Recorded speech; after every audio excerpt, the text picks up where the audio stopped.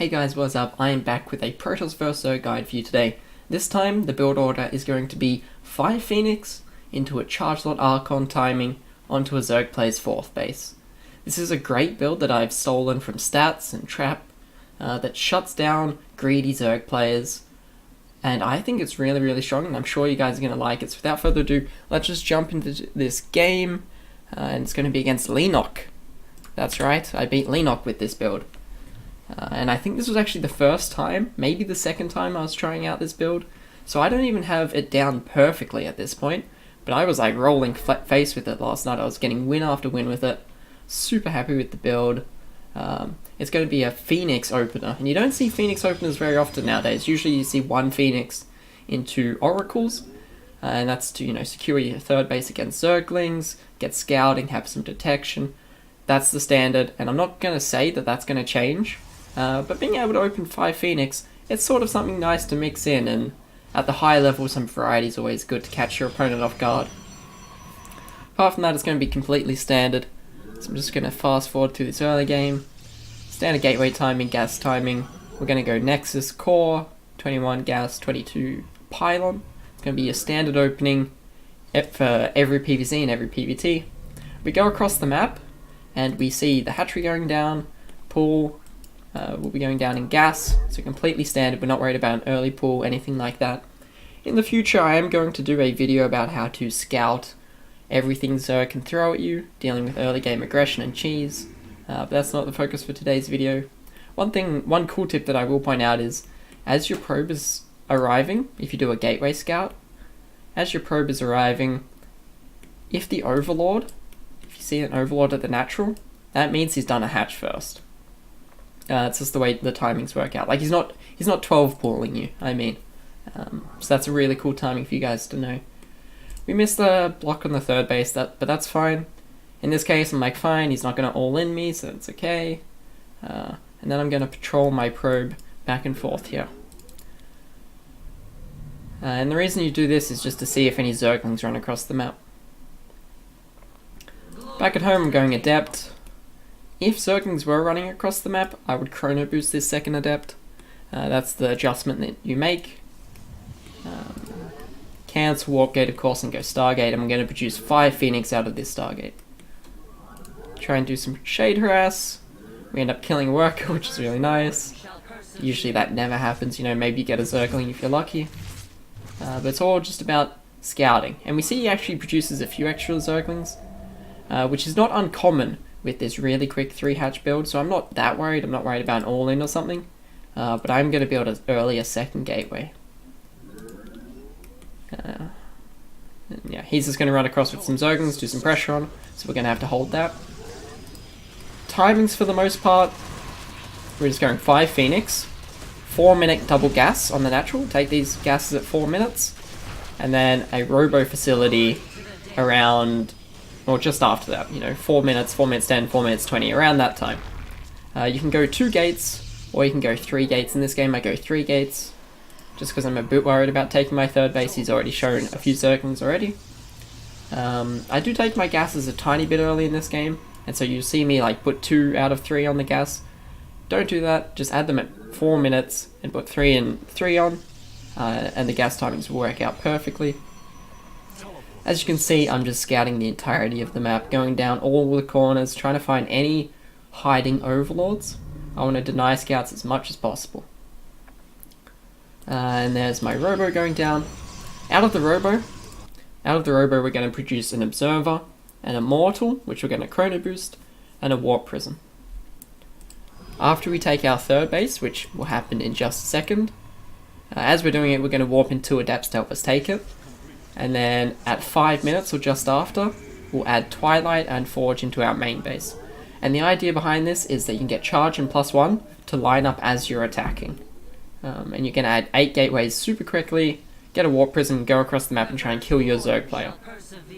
I will suggest that in this, for this build, you don't attack if they don't have a 4th base. So that's what I'm trying to look around for with my Phoenix as I do all this micro. I'm looking for drones on the 3rd base, seeing if he's building units, and seeing if he's taking a 4th base. if he's not taking your 4th base, then we just don't attack. We just play defensive. You know, he's all-inning us, essentially. We can add shield batteries, more immortals. We have 8 gateways, like we have the production and charge almost done. So we actually set up quite well to hold any 3-base aggression. It's just we don't want to go and attack into a 3-base Zerg, because we're going to lose the game. So this build is perfect against someone who goes for a quick 4 bases, is playing just straight up macro. So as we can note at home, I added 2 more gateways, and then I'll add 3 gateways in just a second, and Templar Archives. I want to start +1 in charge straight away, chrono boost them fully essentially. I do drop a chrono boost into my Immortal as well. But apart from that, everything else goes on the Twilight and the Forge. I'm now going to, after doing some harass with my Phoenix, add these gateways. So that's really good. We've gone up to 8 gateways. This is a real convergence point, guys. 8 gateways, Warp Prism, Templar Archives. Make sure you continue to produce probes as well, so that when your 3rd base finishes, you can just transfer them over. You want to sort of cut around 16 workers, 13 workers, like, you cut workers at some point. You don't fully saturate your 3rd base, or if you do, you don't go over 16, and you definitely don't take your gases.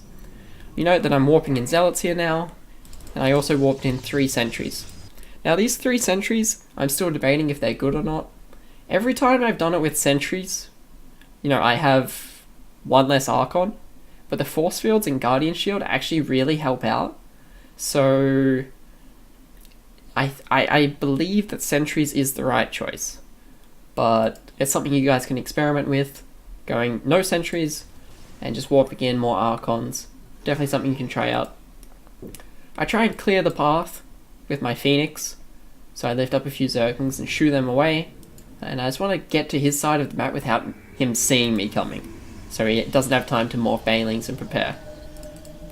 So we're chrono boosting our upgrades. They're about to finish just as we're attacking. We saw him take a 4th base, morphing in those Archons. Phoenix, now this is where the Phoenix actually play a huge role. You could do this build off like Phoenix into double Oracle. You could definitely play this build. But the Phoenix with their lift potential are so useful. Like, it actually helps so much dealing with Hydralisk. That this is why this sort of opening works when you're going 5 Phoenix. If you're not doing this, 5 Phoenix doesn't really work because you don't really do much damage. Because you're hitting a nice, crisp timing, it seems to be quite effective. Whereas if you had Oracles, you're sort of just relying on force fields in those cases, with some nice Warp Prism micro. Behind this, I continue to probe up my 3rd base. You're going to have the money to do it, so keep building probes. If you don't kill the Zerg, but you deal damage, great. You need to be able to transition out of it.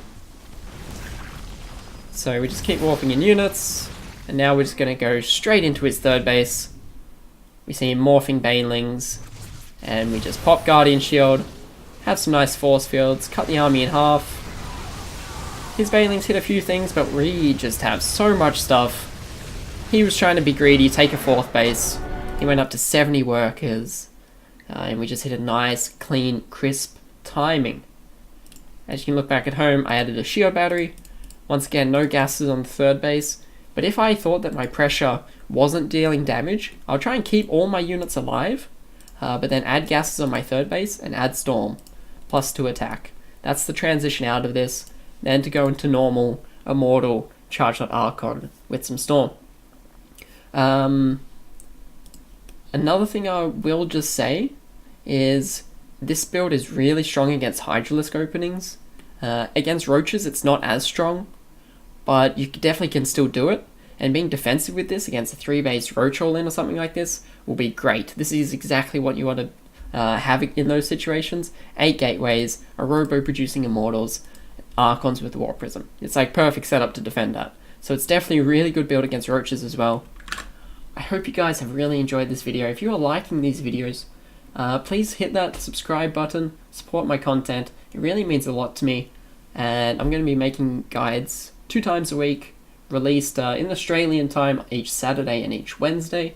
So if you are liking the content, make sure you follow it, share it with your friends, share it with other Protoss players. I just want to share as much of my knowledge as I can with you, and to do that, I need some of you guys' help, so thank you guys very much for tuning in. I hope you guys have a great day and you have great success with this build on the ladder.